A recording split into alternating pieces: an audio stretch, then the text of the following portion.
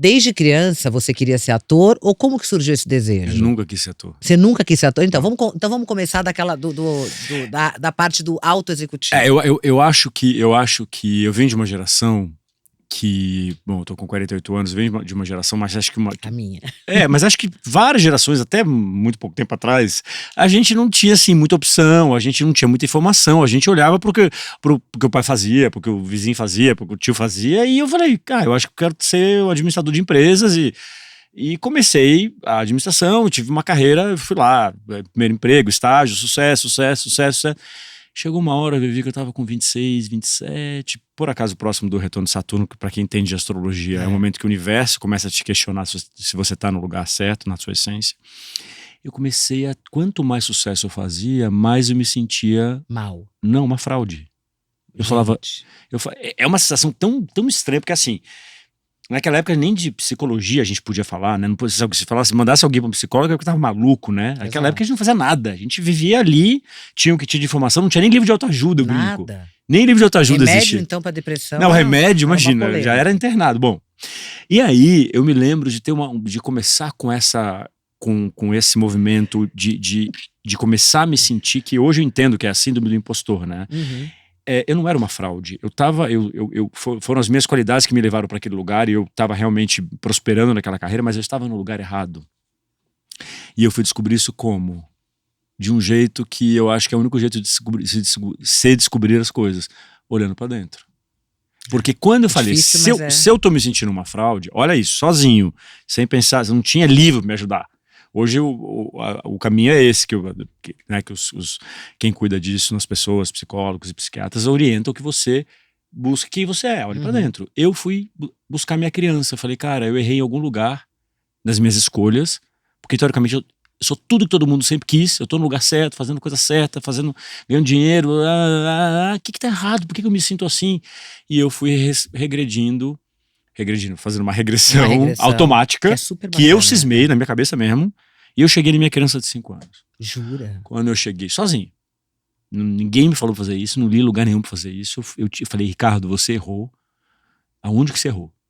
Quando eu cheguei na minha criança de 5 anos, eu olhei pra minha criança de 5 anos e falei, Jesus, Maria, José, como é que essa criança sensível, criativa, virou esse marqueteiro do inferno? Caramba. E aí eu falei, errei. Já está errado, porque eu estou com uma carreira consolidada, internacionalmente exposta, eu estou ali sendo reconhecido e recebendo muitas ofertas de emprego. Eu não vou ter como mudar, né? Porque assim, a gente com 26, 27, naquela época já era uma pessoa feita. Vou começar com um hobby, porque eu preciso ter arte na minha vida, e comecei a pintar quadro. Falei, olha. só para ter um hobby. Eu vou chegar em casa, eu vou comprar. Porque eu nunca tive tempo de fazer o tão sonhado curso na Belas Artes Nossa, eu adorava. Nunca ia ter tempo. Eu falei, Ricardo, você nunca vai ter tempo. Fui lá, fui numa loja, comprei todas as telas, porque eu sempre fui exagerado, né, leonino. Comprei todas as telas, todas as tintas, todas as espátulas, todos os pincéis, tudo. Comprei a loja inteira, levei pro apartamento e comecei a pintar. Vivi, não me pergunte como, que nem eu sei. 6 meses depois disso, eu tinha marchand, eu tinha preço de metro quadrado, eu ganhava tanto quanto artista plástico, quanto como executivo. Foi um tapa que o universo deu na minha fuça para dizer o seguinte, querido, vai fazer o que você quiser. E eu falei, mas então o que eu quero fazer? Aí eu comecei a pensar. Eu tô falando pensar, não foi um dia, né? Foram meses. Tem uma coisa que eu acho acima de qualquer outra coisa, atuar. Porque quando eu ia assistir peça, eu ficava pensando assim, meu Deus, aquela pessoa é muito privilegiada, aquilo é divino, aquilo não sei. Eu tinha uma sensação quando eu era um grande espectador de teatro. Eu me lembro uma vez que eu estava assistindo uma peça do Fagundes, que era uma comédia, e eu vi com uma namorada minha na época, e no final da comédia eu estava chorando. E ela olhou pra mim e falou, que isso? Nossa. Falou, que isso? Eu falei, não, porque, cara, é tão bonito. Tava chorando a minha alma tava dizendo, cara, é isso que você nasceu pra fazer, seu idiota. E eu tava chorando de emoção numa comédia. E aí eu falei, vou fazer teatro, vou tentar. Fiz 1 ano de teatro sem contar pra ninguém. Estreiei uma pecinha. Falei, a hora que eu pisei na minha luz eu era o Romeu e Julieta, acendeu minha luz do Romeu ali, eu pisei no palco, eu falei, acabei de descobrir pra que eu nasci.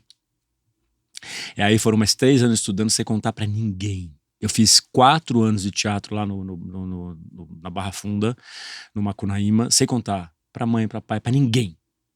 Até porque como eu era executivo de macroeconomia, eu falava na Globo. Ninguém ia aceitar. Ninguém também, ia. Como que é. um cara que fala sobre macroeconomia faz teatro? Naquela época tudo tinha um preconceito gigantesco. É que hoje em dia você pode fazer mil Hoje em dia você coisas, podia né? fazer qualquer coisa, naquela época você não podia fazer exato, nada. E aí mexendo na minha credibilidade. Até o dia que eu cheguei pro meu chefe, falei, então, chefe, deixa eu te contar uma coisa. Eu tô indo virar ator. Falou, oi? Ele falou assim, não vou te demitir. Vai fazer esse negócio, mas volta em 6 meses, tá? Você tá louco. Aí ninguém me apoiou, que falou, cara, como é que você vai largar uma carreira consolidada, com faculdade, começando MBA, blá, blá, blá, blá. Falei, cara, eu fui sozinho.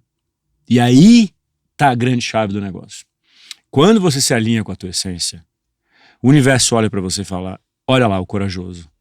Voltou pra essência dele, agora bota no elevador supersônico e joga pro céu. Porque minha carreira vai ser...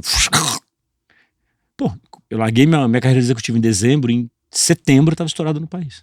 Gente, Muito improvável. Sendo que tem um monte de é ator. dificílimo. É impossível. É, Mas o universo faz acontecer quando tem que acontecer. quando tem que acontecer. Por isso que depois deste momento eu falo muito sobre isso, de seguir tua intuição, que eu acho que na minha crença está De conectado com a propósito, tua né? alma e é o que você veio fazer, enfim, achar as tuas coisas aqui dentro. Não ficar tentando suprir o que os outros esperam de você. O que os outros esperam de você, amor, agora que os outros forem embora, vai sobrar você Vai. com nada de você direito.